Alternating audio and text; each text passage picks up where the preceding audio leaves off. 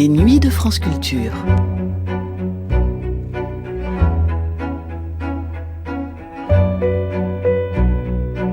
Les nuits de France Culture, une mémoire radiophonique. 1980. Sortent sur les écrans Le Dernier Métro de François Truffaut, Sauf qui peut la vie de Jean-Luc Godard et le film de Maurice Pialat, Loulou, avec Isabelle Huppert, Gérard Depardieu et Guy Marchand. Loulou rassemble plus de 900 000 spectateurs dans les salles et reçoit surtout un excellent accueil de la critique. Comme toujours avec Pialat, le tournage en fut mouvementé et vécu à certains moments par les comédiens comme une douloureuse épreuve. Avec Loulou apparaissent pour la première fois au générique d'un film de Pialat des noms qui compteront beaucoup dans la filmographie à venir du cinéaste. Ceux du producteur Daniel Toscan du Plantier et du monteur Yann Dedé, et celui de Gérard Depardieu. À l'occasion de la sortie du film, Isabelle Huppert est interrogée par Caroline Champetier et Claude Jean-Philippe pour le cinéma des cinéastes.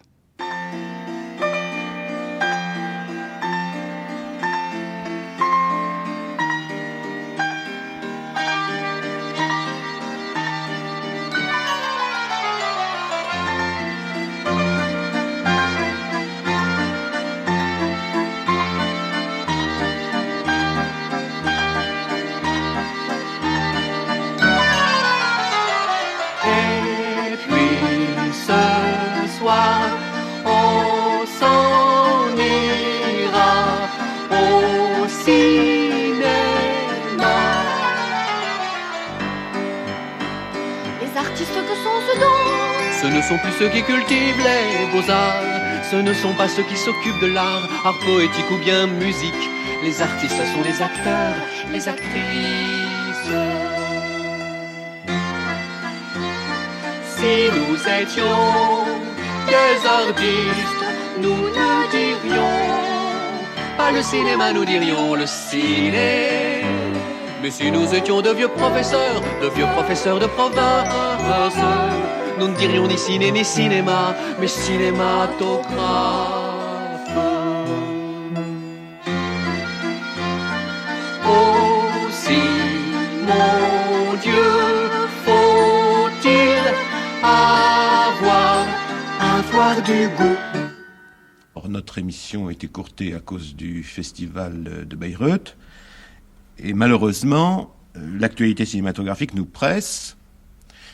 Loulou est sorti, dont nous vous parlions la semaine dernière avec Arlette Langmann, dont nous vous reparlerons la semaine prochaine avec la même Arlette Langmann. Il se trouve que c'est un succès commercial, que c'est très important pour Maurice Pialat qui sort là véritablement d'un ghetto où il n'a jamais voulu personnellement être enfermé.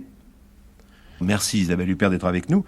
D'autant que vous venez nous parler de deux personnes qui nous sont chères au cinéma des cinéastes, à savoir Maurice Pialat et Jean-Luc Godard, avec qui vous avez tourné aussi à peu près dans la même époque, Sauf qui peut la vie, qui sort bientôt. Alors, il n'y a pas que Loulou et Sauf qui peut la vie, il y a aussi Le Dernier Métro de François Truffaut, qui est à mes yeux un film incroyablement subtil. Alors j'espère bien avoir un entretien avec François Truffaut prochainement sur Le Dernier Métro. Et il y a un film qu'il ne faut pas oublier, encore que les gens y soient allés assez spontanément. C'est un des rares succès du cinéma Le Cosmos, qui est spécialisé dans le cinéma soviétique. Et très spontanément, d'après ce que dit la direction du Cosmos, les gens viennent voir Pastoral, qui est le 3e film de Otar Yosseliani.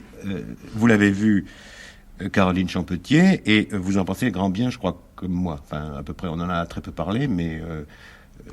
En plus, d'autant que c'est absolument pas absurde de voir ce film dans la même semaine ou dans le même mois. Je dis ça pour les auditeurs que Loulou. C'est un film où le cinéaste est visiblement très très préoccupé de rendre des effets de réalité. J'emploie un vocabulaire un peu pédant, mais avec le cinéma, sans que le cinéma ne soit oublié, marché dessus. Je veux dire, c'est des cadres, c'est des plans. C'est des dialogues et c'est des personnages, mais il s'agit de choses réelles. Et bon, moi, ça m'a prodigieusement donné envie d'aller en Géorgie.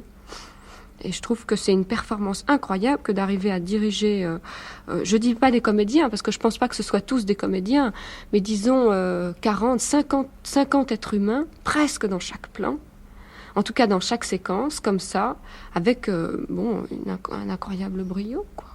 Et une incroyable force vivante. Alors moi, ce que je vous propose, Caroline, c'est qu'on le revoie et qu'on en reparle pendant plus longuement, c'est-à-dire qu'on prenne notre temps, comme d'habitude.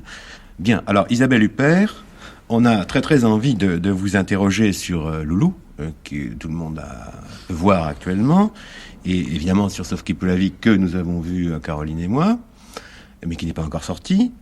Mais Loulou particulièrement, parce que, on vous avait jamais vu aussi gaie, aussi vivante, aussi, d'une certaine façon, je ne sais pas, première question, est-ce vous-même, enfin en tout cas une part de vous? Oui, c'est toujours un peu une part de moi. C'était beaucoup moi-même, oui, au moment où on a tourné le film. Beaucoup. À un niveau émotionnel. L'anecdote, c'est pas mon histoire. Encore que ce genre d'anecdote, je veux dire, qui est si universel, finalement, tout le monde peut se retrouver dans une anecdote comme ça. Je veux dire, tout le monde a été marié ou a désiré quelqu'un d'autre que la personne avec laquelle elle est en train de vivre. Donc c'était un petit peu moi-même, quand même. Bien, alors, est-ce que L'idée du déclassement. L'idée du déclassement ? Oui. Comment ça ? J'entends d'un changement de milieu. C'était vous aussi ? Ah, l'idée d'un changement de milieu. Je jouais un personnage de bourgeois, enfin. Oui, le personnage, là, j'avais pas de changement à faire. Je suis de cette origine sociale-là. Donc, vous voulez dire le passage à l'univers... c'est ce que je voulais savoir. Ah oui. C'était, est-ce que... Ah non, là, il n'y a pas de composition. La veste en vison, elle est à moi. Et les lunettes et dans les le lunettes, lit, et les... Ah, les lunettes, non, ça c'est pas moi. Non, mais cette façon d'avoir besoin de lire, peut-être avant de dormir, ce que lui n'a absolument pas besoin de faire. Oui, non, tout ça, c'était dans le scénario, j'ai rien inventé. Ça coulait de source. Bien, je voudrais vous poser une question plus loin. Votre rencontre avec Maurice Pialat, Maurice Pialat, c'est quelqu'un que vous deviez connaître à travers ses films, et je voudrais savoir qui a choisi l'autre. Enfin, c'est lui qui vous a choisi. C'est lui qui m'a choisi. C'est-à-dire, moi en fait, je crois que j'avais pas tellement vu ces films. J'en avais surtout énormément entendu parler par des amis communs, notamment Jacques Villeray qui m'en parlait beaucoup à l'époque. Et un jour, j'ai rencontré... Maurice m'a appelé, et puis on s'est vus. Et c'était il y a assez longtemps, ça déjà. C'était il y a 2 ans et demi. Puis le film a mis très très longtemps à se monter. Mais c'est lui, je pense que c'est lui qui m'a choisi. Quand Pialat m'a appelé, je veux dire, je savais que ça serait oui de toute façon, quel que soit le sujet. Je dois dire aussi que le scénario était formidable. Je trouve qu'Arlette Langman écrit très très très très bien. Et ça donnait envie de le jouer, ce scénario. Les dialogues sont formidables. Il n'y avait aucune raison de refuser. Bien, alors justement, l'impression qu'on a quand on voit un film de Pialat de manière générale, et celui-là en particulier, enfin comme tous les autres, c'est qu'on ne sait pas faire la part de ce qui est écrit et de ce qui est inventé sur le moment. On se dit souvent qu'il y a beaucoup de choses inventées sur le moment, en particulier dans les répliques, alors que pas du tout. Enfin. Non, ça dépend des scènes. Ça dépend des scènes. Les scènes comme ça, très jouées, assez posées. On respectait le dialogue, enfin notamment la grande scène avec Guy Marchand, là quand je reviens la nuit. Et qu'on a toute cette discussion, là le dialogue était absolument pas changé. Les scènes d'action, là il y avait plus d'improvisation. C'est évident que la scène du bain-douche au début du film, il y avait probablement pas autant de gros mots qui étaient écrits que j'en ai dit.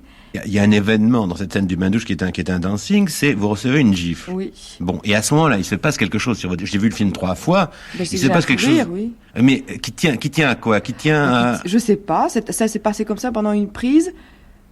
Ça s'est passé autant à cette prise-là, qui était la prise qui a été choisie, un petit peu moins aux autres. Je sais pas, c'était quelque chose qui se produisait tout le temps. C'est-à-dire que c'était le même truc qui se produisait avec le lit cassé. À chaque fois que ça se passait, j'avais le fou rire. Il y a un moment extraordinaire, en effet, je crois, parce que il y a un moment de flottement où je riais tellement, je me disais, est-ce qu'il faut mieux demander qu'on arrête la prise ou pas ? Et puis non, on a laissé courir, il y avait un bruit fou. De toute façon, on pouvait à peine s'entendre. Et puis là, on se regardait, mais on voyait pas vraiment ce qui se passait. Je voyais pas très bien où était la caméra. C'est tout, je veux dire, c'était très simple ce qui s'est passé. J'ai eu un fou rire. Il y a 3-4 secondes comme ça où c'était moi, vraiment Isabelle Huppert, comédienne, qui riait. C'était plus le personnage, parce que je riais de cette situation. Je disais, c'est embêtant quand même, la caméra tourne, on est en train de jouer une scène, faudrait pas que je rie comme ça. Et puis il l'a gardé. Il n'y a pas que le fou rire, Isabelle Huppert. Il y a aussi, il y a la gifle. Vous saviez que vous allez être giflé? Ah oui, ça je savais, mais pas... Faut dire que Guy Marchand, et puis Depardieu aussi, c'est pareil, c'est des acteurs qui sont très très physiques et très très violents quand même.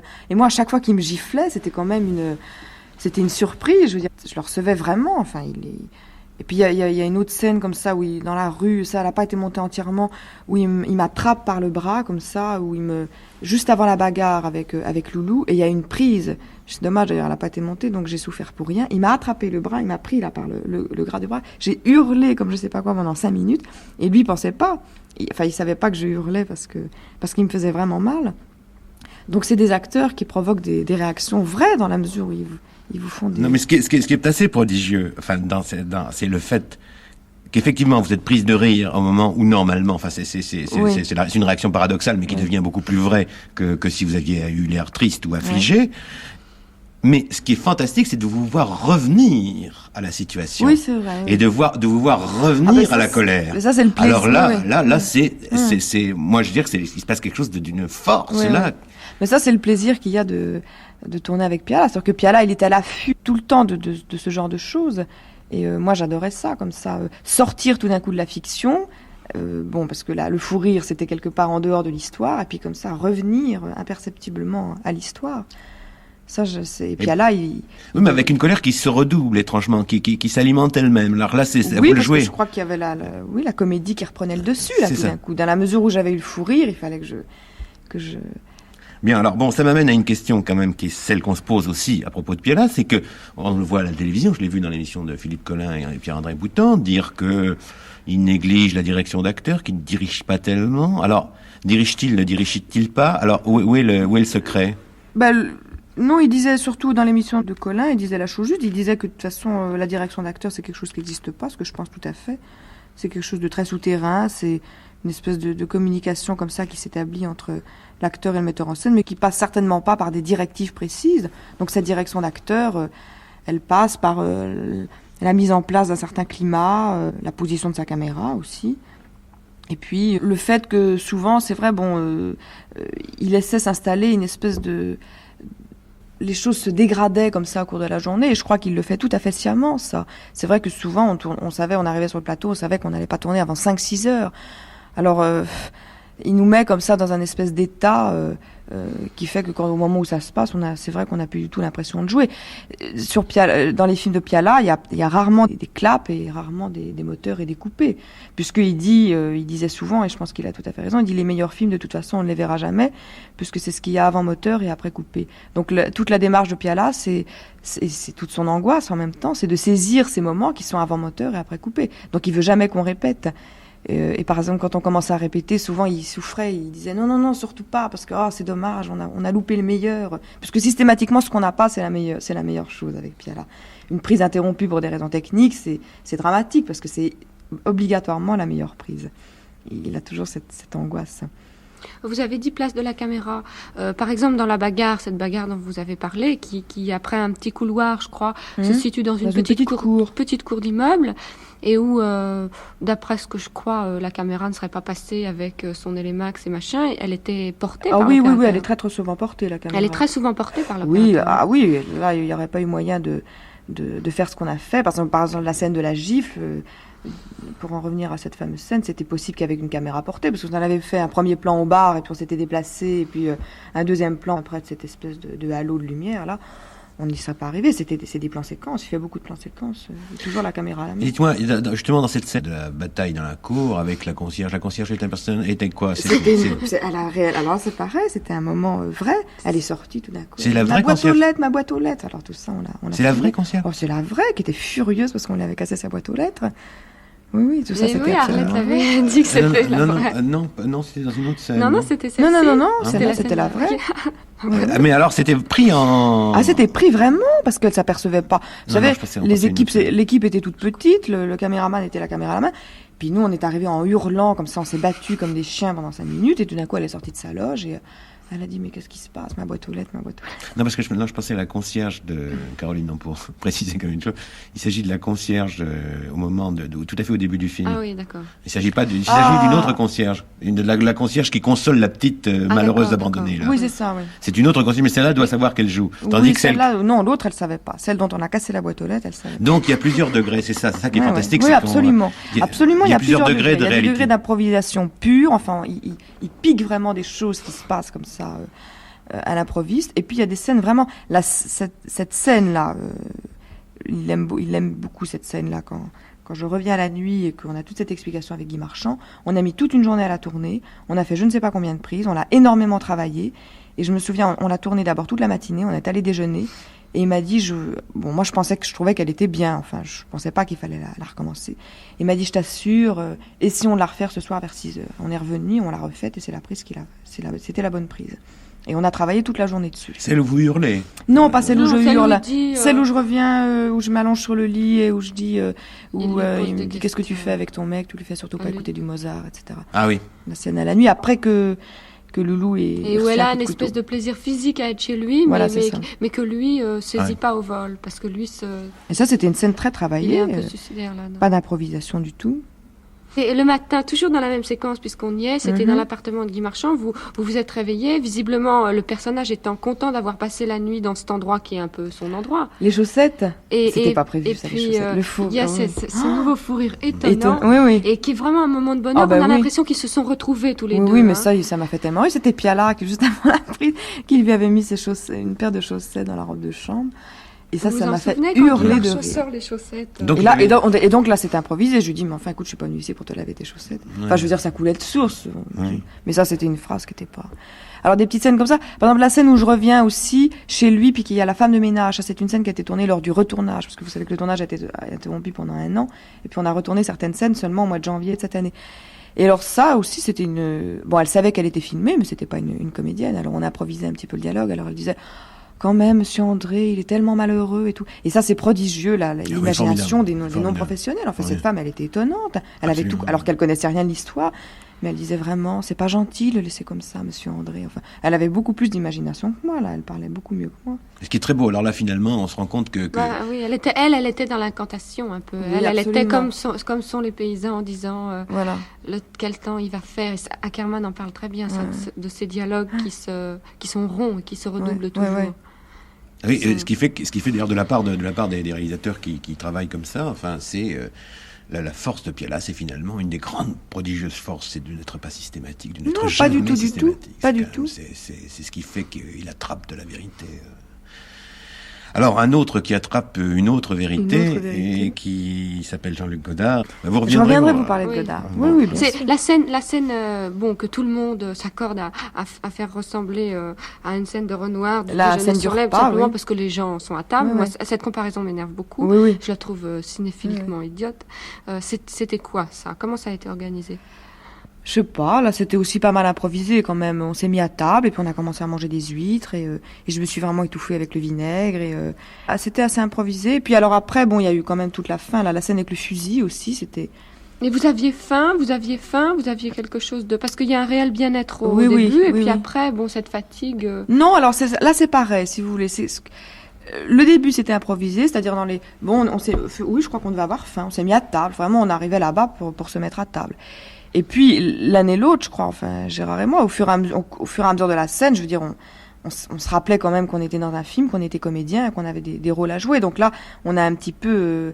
on a assombri les choses. Et par exemple, le petit moment comme ça où il me prend le doigt, il y a un moment qui est très joli, je trouve. On se regarde comme ça, il me prend le doigt et on se regarde. Bon, et c'est ça qui était formidable aussi avec Gérard, c'est-à-dire que tout le temps, il y avait cette espèce de... On savait les moments comme ça où il fallait improviser, où il fallait utiliser cette espèce de réalité que Piala voulait filmer, et puis on savait quand est-ce qu'il fallait rejouer à nouveau, mais que tout ça, ça glisse, qu'il n'y ait pas de... Oui, Piala les met vraiment dans la situation d'avoir à tirer du plus profond d'eux-mêmes la technique. Il faut dire aussi, alors par exemple, quand Piala... Par exemple, pendant, la fiction, donc.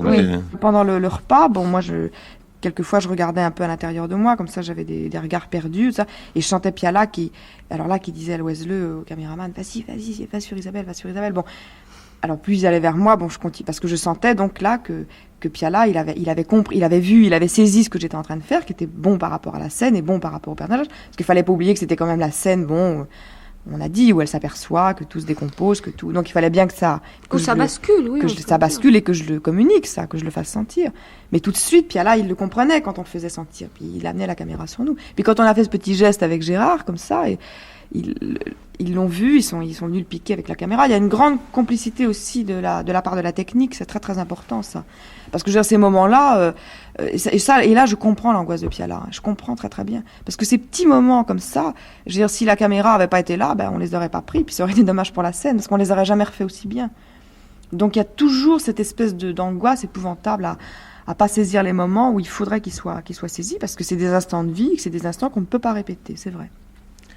Merci Isabelle Huppert, merci beaucoup.